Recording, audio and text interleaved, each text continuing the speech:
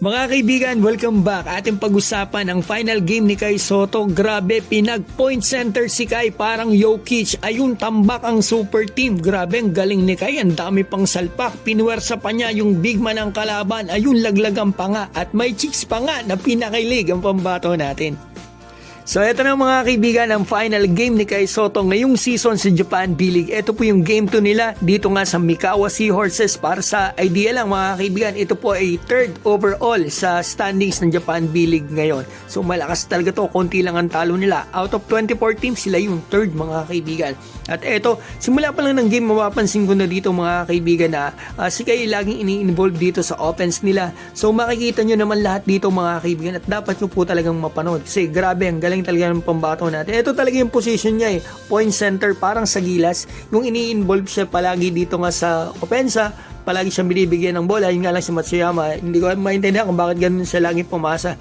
So sa gilas, lagi siya nakakatanggap ng bola. Talagang kita nyo mga kaibigan naman kung gaano kagaling talaga pumasa ni Kai Sotto. Which is, ito dapat ang ginawa nila noon pa, mga kaibigan. Simula pa lang ganito nang ginawa ni Coach Ansay. Pero wala mga kaibigan. So ito makikita natin, napakadaming assist talaga ni Kai Sotto. First half pa lamang mga kaibigan. Yung nga lang hindi na i-convert. Mahigit 10 po sana. Mahigit ang kay na-assist sa game na ito. Pero grabe, dapat nyo mapanood talaga to. Talaga mga kaibigan, ako'y nalulungkot kasi ito yung final game na niya. Medyo matagal din, ilang buwan natin siya hindi makita naglaro. Pero masaya ako syempre, grabe yung pinakita ng pambato natin. At alam ko siya pa alalay pa yan, nag-iingat pa yan. Baka mamaya makaapa kung ma-injured, kaya sigurado may ilalabas pa to pag tumodo to mga kaibigan. Kaya wish ko talaga maglaro to sa Summer League. So ito pala yung dumepesa sa kanya na big man. Kita nyo naman, hinihilot ang panga ng maposter ni Kai Sotto. Yan, nasa bench na, talagang kita nyo yung panga niya, parang nag-lock. Pero sana okay lang siya mga kaibigan. Pero grabe talaga, lakas na ng katawan ni Kai Sotto.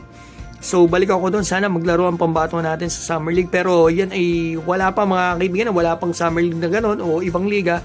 Wish ko lang mga kaibigan kasi gusto kong makita siya dito. Siyempre, sa big stage. Kasi I know na pag nilabas niya talaga, kita niyo naman mga kaibigan kung gaano kagaling ngayon, kalakas, pambato natin. So, eto makikita natin, tingnan natin mangyari dito. Si Devonte Gardner, foul dito si Kai, medyo manipis, pero sa lower, medyo tumama yung tuhod niya. So, eto makikita natin, Kai Sotto, perimeter. Medyo nalulungkot ako. Mga kaibigan, medyo matagal na walang laro ang pambato natin kasi talaga nakakatuwa, inaabangan natin yung mga games niya at lalo pa ganito yung pinapakita niya. Halftime pa lang mga kaibigan, 11 points, 3 rebound and 2 assists in just 14 minutes na playing time mga kaibigan. 5 out of 6 sa field, pero na siya dito mga kaibigan na blocks, 2 blocks already mga kaibigan. Second half na tayo mga kaibigan. Eto, na foul si Kai dyan. Free throws, ang tanda ko na-shoot niya isa lang, yung isa nagmintes mga kaibigan. So makikita pa natin dito yung ilan sa ginawa niya. Matsuyama, kaya mo naman palang pumasa ng ganyan, bakit hindi mo pa ginawa nung una pa lang? Kailan tapos na ang season natin? So tinulak si Kai talaga doon. Foul na foul, nakalusot na nga ito si Gardner nung una, tinutulak niya si Kai sa ere. So ito makikita natin, nag-sprint ang pambato natin, sabay kita nyo naman ang galing pumasa talaga ni Kai Sotto. Ito talaga yung comfortable position talaga ng pambato natin, point center talaga. Ipapaliwanag sa inyo yung pinaka meaning talaga ng point center, papakita ko po sa inyo, kita nyo kung gaano kagaling si Kai Sotto nag-dictate ng offense. Yan makikita natin, napakagaling no mga kaibigan na player ni Kai Sotto, napakatas ng IQ, tapos magaling pa siya pumasa. Eto, makikita natin, rebound. So, tingnan natin dito, another rebound. Fourth quarter na pala tayo. Tingnan natin ang mangyari dito. Napakagandang pass dito kay Domboya. So, isipin nyo yun mga kaibigan. Kapag, eto yung sinasabi ko. Talagang pag binibigyan nyo ng bola si Kai, talagang good things will happen. So, eto yung isang resulta. Super team talaga mga kaibigan. Ay, kita nyo ang inabot kila Kai Sotto sa pambato natin. Yung Matsuyama, ganun lang.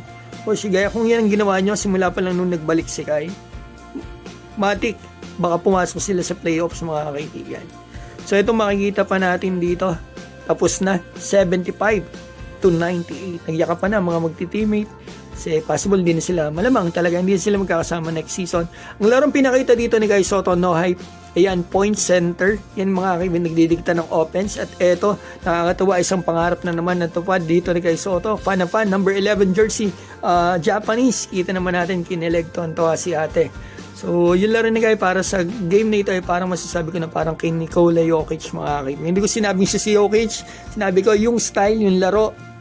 Yun naman talaga laro ni Kai Soto, parang Jokic, point center. Siya yung nagdidikta ng offense nila na parang, sentro siya pero ang laro niya ay parang point guard. Nagdidikta ng offense, mapapasa at yan kita natin overall.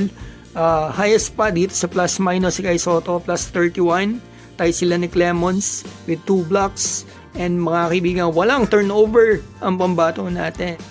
Maraming salamat sa inyo mga kaibigan sa suporta sa kanya sa pambato natin since day 1 at sa ups and down at the same time sa akin. Syempre, yung supportan nyo po sa akin. Hindi nyo alam, napakalaking tulong nyo po sa akin mga kaibigan. Kilala ko po kayo lahat mga solid. Maraming salamat po sa inyo.